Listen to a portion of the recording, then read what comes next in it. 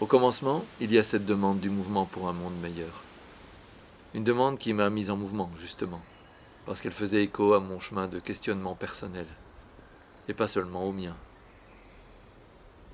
D'abord, je voudrais te dire que comme professeur de philosophie, et comme citoyen, j'ai un sentiment d'urgence absolue. On n'est donc pas dans une aimable conversation où il s'agirait de disserter sur telle et telle chose. C'est demain l'urgence, enfin c'est maintenant. Et le cataclysme, c'est demain si on fait rien. Donc l'idée, c'est pas de se dire de toute manière, on évoque des fantasmes. Mais non, la science a montré que. Et donc ça, c'est un élément très important. Je me dis souvent que les personnes n'imaginent pas l'ampleur de ce que la science est en train de nous dire. N'imaginent pas à quel point tout est relié, n'imaginent pas à quel point on est vraiment en train de buter sur des frontières, sur des limites. D'autant que je pense que les voix qui s'élèvent et qui alertent sur ce sujet depuis quand même très longtemps ne m'ont pas l'air d'être des gens qui sont dans la jouissance de la catastrophe. J'imagine pas qu'il y a un courant tout d'un coup complètement masochiste qui serait en train de se raconter des catastrophes pour se faire frémir, pour se donner des sensations. Enfin, on peut vendre des bouquins sur d'autres choses, enfin, voilà. Alors, simplement, moi, si vous voulez, c'est une inquiétude qui est montée. J'avais publié un livre milieu des années 90, qui s'appelait L'homme artifice, qui était un livre d'un optimisme absolument échevelé. Donc, je ne suis pas un pessimiste de nature. C'est tout simplement parce que je m'instruis, c'est la connaissance qui m'a amené, effectivement, aujourd'hui, à une certaine forme de pessimisme. Plus je me suis informée, plus je me suis conscientisée, plus j'ai appris à travers juste un an. Et c'était pas à l'école que j'ai appris. C'était pas du tout à l'école. C'était parce que j'avais envie d'apprendre, parce que j'étais entourée de jeunes qui avaient envie d'apprendre de ça. À l'école, ok, on me soutenait parce qu'ils étaient d'accord avec quelques idées, etc., de défendre le climat. Tout le monde dit oui, moi je te soutiens de défendre le climat, mais c'était pas là que j'ai appris, malheureusement. C'est un espèce d'écartèlement intérieur entre d'une oreille entendre toutes ces informations et de l'autre une sorte de business as usual, quoi. Tout continue comme si de rien n'était. Donc, d'un côté, une crise qui devrait nous mettre tous en alerte, qui devrait être le centre de toutes nos préoccupations, de toutes nos activités, qui devrait être au centre de tout l'enseignement dans les écoles, dans les universités, qui devrait être le centre des préoccupations politiques. Oui, on va avoir tout à coup un zoom climatique sur Greta ou sur la COP21, mais dans le même JT, on va entendre « Oh, c'est triste, on est en récession, on arrête la croissance ». Mais donc ça, c'est un problème énorme. Quand il y a une crise dans une société, tu ne peux pas t'informer toi-même, ça doit être partout. Comme quand c'était la crise du coronavirus, tu n'avais pas le choix, tu allumais ta TV, tu entendais Corona et tu t'es informé chaque jour de comment ça évoluait. Tous les clignotants sont au rouge et objectivement, quand on regarde l'insuffisance des changements de comportement et qui plus est l'insuffisance des mesures politiques, et on voit que le temps passe et pratiquement chaque fois on a une fenêtre qui se referme et puis la marge de manœuvre se rétrécit de plus en plus. De mars 2019 à août 2020, guidé par des lectures, des conseils, des intuitions et aussi des synchronicités, je suis parti à la rencontre d'une trentaine de personnes en Belgique, en France et en Suisse. Des personnes au profil ou au parcours parfois inclassables, qui m'attiraient ou m'intriguaient parce que je les sentais positionnés aux jointures, dans des endroits atypiques, un peu inconfortables ou intranquilles. Chacune d'elles m'a parlé en son nom propre, à partir de son expérience et de ses convictions personnelles. Leurs propos m'ont souvent éclairé, parfois dérangé.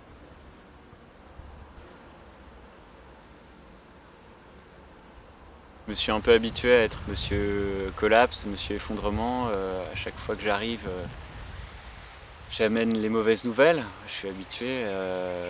En 2015, Pablo et son collègue Raphaël Stevens ont publié « Comment tout peut s'effondrer », petit manuel de collapsologie à l'usage des générations présentes. Ceci dit, si on considère que la question de l'effondrement ou des effondrements, c'est la question de la mort, il forcément ça plombe toujours l'ambiance, quoi. Les gens dans notre société n'aiment pas trop parler de la mort. Donc il y a la manière de le faire, il y a la manière d'aborder les choses. Et très vite, on voit les gens qui ne supportent pas d'en parler et ils s'en vont. Mais ils sont très peu nombreux finalement. Et très vite, on sent qu'il y a des manières d'en parler qui font que ça accroche tout de suite parce que ça parle à quelque chose de très profond, à des questions essentielles. Qui suis-je, qu'est-ce que je fais dans la vie, c'est quoi la vie, c'est quoi ma vie. C'est pour ça qu'on aborde vite les thèmes spirituels.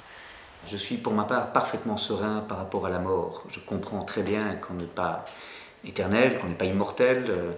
C'est une perspective qui pouvait m'inquiéter à 20 ans, mais qui aujourd'hui me paraît devoir être accueillie en sérénité. Parce que je sais que ma mort n'est pas la fin de tout le reste qui va continuer.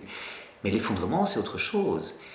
On ne sait pas si les choses vont continuer. Je veux dire, c'est la viabilité même de la vie humaine sur Terre qui me paraît aujourd'hui poser question. Et ça, j'avoue que je ne m'habitue pas. Si on fait la liste de ce qu'on peut rationnellement observer dans le monde, il y a quand même beaucoup de faits qui laissent à penser que l'humanité est peut-être bien condamnée, ou en tout cas est sur un chemin qui l'amène dans une zone où son extinction est tout à fait possible. C'est pas une fin du monde qui est liée à des croyances religieuses, c'est une fin du monde qui est liée à des faits tangibles, à des faits scientifiques tangibles. Et c'est nos croyances humaines qui nous empêchent d'y croire. C'est ça qui est fort. Là, si vous voulez, l'effondrement, pour ne pas y souscrire, il faut vraiment être un peu, passez-moi l'expression, mais naze, ou avoir tellement peur que vous êtes contraint de faire l'autruche et de dire l'inverse. Les Trump, les Bolsonaro, c'est ça. C'est pas des climato-sceptiques. Ce sont des climato-négationnistes parce qu'ils ont peur, parce qu'ils sont affolés. Les premières réactions, c'est le déni de partout et avec plein de formes de déni différentes, quoi. Donc je pense que l'individu et l'humanité sont à ce stade d'être confrontés à un réel qui est inacceptable. C'est extrêmement difficile de regarder vraiment en face, c'est épouvantable. Et donc, est-ce qu'on peut supporter de le savoir et est-ce qu'on peut supporter de se dire, bien, comment allons-nous faire avec, comment allons-nous dans les interstices, dans ce qui reste, sans perdre de temps, nous remettre à l'ouvrage, parce que trop de culpabilité pourrait paralyser tout le système, par exemple. Voilà, c'est se pardonner les erreurs aussi. J'ai découvert que les chrétiens, depuis 2000 ans, disent qu'ils sont dans le temps de la fin. Et le temps de la fin, il se marque dans des périodes de manière parfois un peu plus accentuée, et je pense qu'on y est vraiment dans le temps de la fin. Il y a quelque chose qui se termine. Dans l'Apocalypse, le premier cavalier de l'Apocalypse, on dit qu'il porte une couronne, une corona. Et donc, quelque part, je me dis, voilà un petit clin d'œil, je n'y vois rien d'autre qu'un clin d'œil, moi je ne vois pas des signes partout, mais clin d'œil, est-ce que ce virus n'est pas comme, je dirais, le premier signe qui nous annonce « Hé, les gars, votre toujours mieux, toujours plus vite, et on va trouver des solutions », ce n'est plus possible. En fait, toutes les autres espèces savent comment prospérer sur Terre clairement bien mieux que nous, parce que nous, depuis qu'on prospère, on détruit tout, alors que les autres espèces, quand elles prospèrent, ont réussi à entretenir un système qui auto-prospère ensemble depuis des milliards d'années.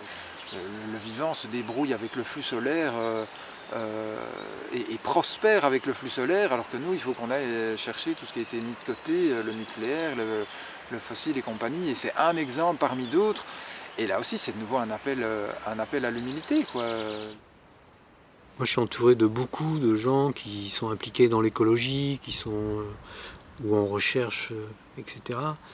Et il y a ces mots amour, humilité. Il y a un autre mot aussi que je retrouve régulièrement ces derniers temps, c'est célébration. Et ces mots-là reviennent dans le vocabulaire.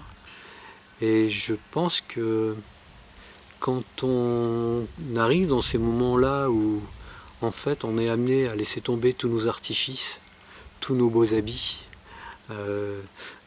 tout tous nos maquillages, tout ce qu'on a pu mettre pour se cacher derrière, quand tout ça commence à tomber, on se retrouve humain. Et on commence à nouveau à avoir besoin de réutiliser ces mots-là. Je peux essayer de voir comment je ressentais la chose il y a quelques années. Et c'est vrai qu'en tant que scientifique, athée, anarchiste, militant, tout ce que tu veux, c'était ridicule de parler d'amour et d'humilité, je ne savais même pas ce que c'était.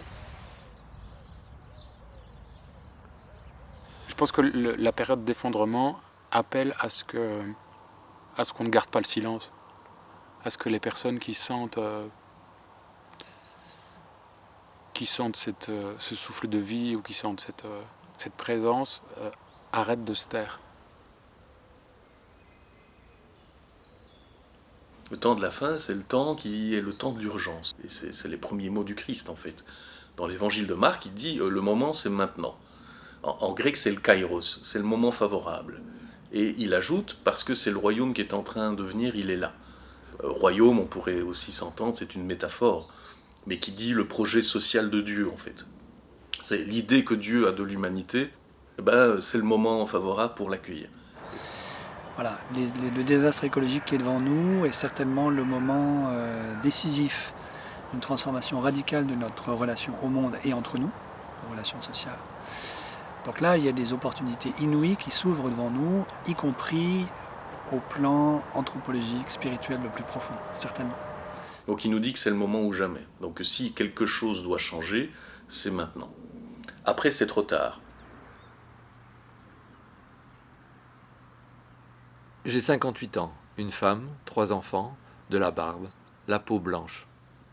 Je fais partie d'un pays et d'un milieu social favorisé, avec l'empreinte écologique qui va avec. J'ai un mode de fonctionnement franchement intellectuel, et vous l'avez compris, je suis ancré culturellement et spirituellement dans le christianisme. Je sens que pour toutes ces raisons et dans toutes ces parties de moi-même, la situation m'appelle à changer mon regard et mes habitudes de pensée.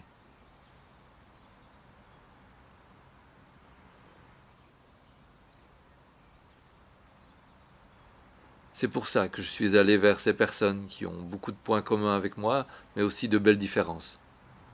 J'ai entrelacé leurs paroles pour essayer de traduire en une voix chorale le parcours de ma transformation.